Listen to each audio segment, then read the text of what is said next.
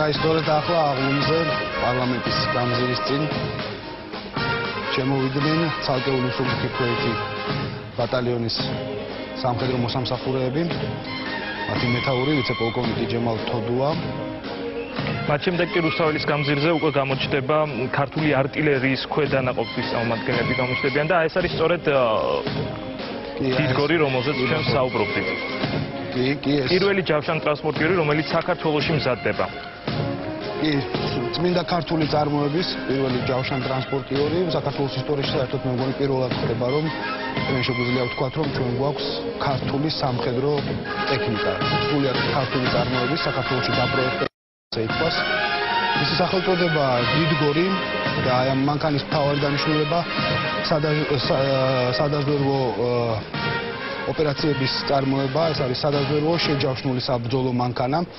მისი ორი მოდიფიკაცია იარსებებს, დიდგორი 1 და დიდგორი 2. განსხვავებები იქნება იმაში, თუ რამდენი სამხედროს გადაყვანა შეეძლება. დიდგორი 1 შეუძლია 8 ქვეითის და 1 მეტყვი ამფრქვევის გადაყვანა და ახლა დიდგორის ეს დაჯავშნული მანქანები შეჩერდნენ პარლამენტის წინ და როგორც ჩვენ ხედავთ, პრეზიდენტი სააკაშვილი მივიდა სამხედროებთან და პირადად ათვალიერებს ჯავშან ტექნიკას.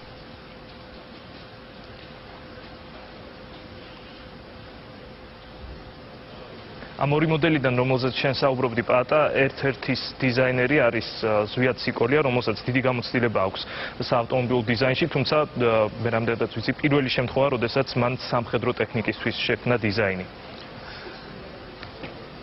კი, ზვიად ციკოლიას ნამდვილად დიდი გამოცდილება აქვს საავტომობილო დიზაინში, საავიაციო დიზაინშიც, ასევე მე მინდა დავამატო, ერთი პერიოდი ბატონი ზვიადი 31 ეგრეთ წოდებულ 31 ქარხანასთანაც კი თანამშრომლობდა და შექმნა ამ ქარხნისთვის თვითმფრინავების დიზაინიც და როგორც ხედავთ, ზვიად ციკოლიამ დიდგორის დიზაინით შეიმუშავა.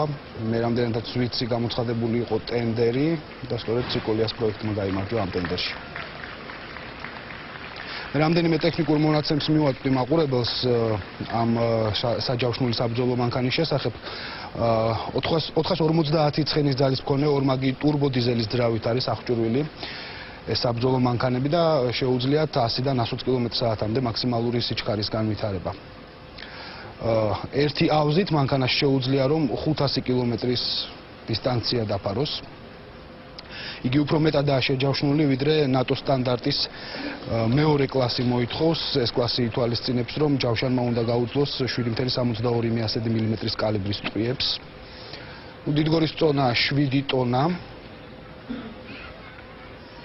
და მასზე მაგნუმის ტიპის ტყვი ამფრქვევის დამაგრება შეიძლება. ასევე 12,7 მმ-ის კალიბრის ტყვი ამფრქვევის. და მოდელებზე შესაძლებელია სხვა სახის შეიარაღების დამონტაჟებაც. კი. და კიდევ ერთხელ შევახსენებთ მაყურებელს, რომ არა მხოლოდ დიზაინი შემუშავებულია საქართველოში, არამედ ყველა ერთეული დამზადებულია თავიდან ბოლომდე საქართველოს თავდაცვის სამინისტროს განკარგულებაში მყოფ სატანკო საწარმოში. და შემოწმებულია ყველა ერთეული საერთაშორისო სტანდარტებით. მაშინ ეს ნიშნავს სამხედრო ტექნიკა ჩაერთო სააღლუმო მსვლელობაში, დიდგორი უკვე ტოვებს რუსთაველის გამზებს და შემდეგი უკვე იქნება ჰამერის ტიპის შეჯავშნული ავტომობილი. კი, ახლა შემოდიან რუსთაველის გამზებზე ჰამერის ტიპის შეჯავშნული ავტომობილები, რომლებითაც პირველად ქართულმა სამხედროებმა სარგებლობა დაიწყეს ერაყში სამშვიდობო ოპერაციაში მონაწილეობისას, ამერიკელმა სამხედროებმა გადასცეს